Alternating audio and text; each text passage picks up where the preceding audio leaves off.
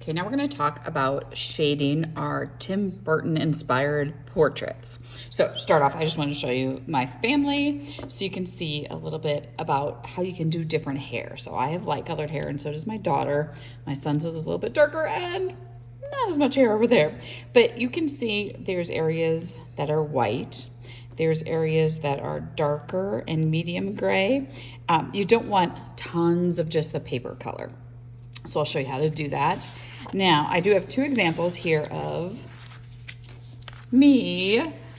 So looking at these two, which one do you think is shaded better, that stands out the most?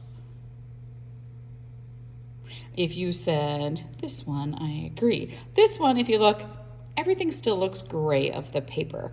The shading probably should have been done a little bit darker so it's not just so faded. So you want to really get some dark and light areas in there. And that's where you need to think of clothing. What can you add to make it look interesting? Okay, so I did this picture of one of my family members who is really good at raising one eyebrow. I cannot do that. That's impressive to me. And he's not a big talker, so I give him a mouth like this. So you want to give characteristics, also kind of a messy, curly hairdo. And he goes to Valley High School, so I put on a sweatshirt that says VHS. So now I'm going to see how I want to shade this. So one thing with Tim Burton, the eyes really stand out in his characters, and they're usually bright white with the little dots. So I'm going to take my white charcoal pencil, and I'm gonna color this in nice and white. So I'm just gonna do one eye. Now, it's okay to go over the pupil. We'd wanna go back with a Sharpie later and fill that in. Now, it's gonna look a little scratchy in there. That's where you can use your finger to blend. That's what I would usually do. You can use a blending step too.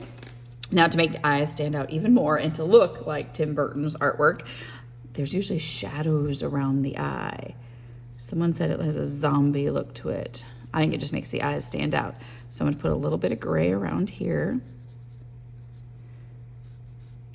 And I don't wanna just leave it like this. I wanna either take my blending stub and blend it in a little bit, or you can also, again, take your finger. It's kind of your choice about what you wanna do.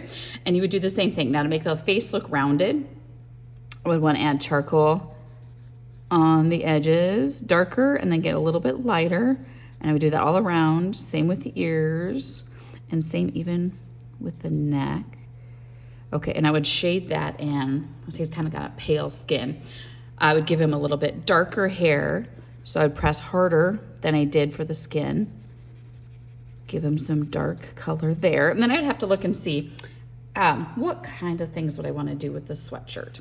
So he's gonna have dark hair. So far, the whites I've used are just on the eyes. So maybe I would use the white there and maybe do the letters dark, or I could switch that around. Whatever you think is gonna make it stand out. We just don't wanna leave it just plain gray. So have fun.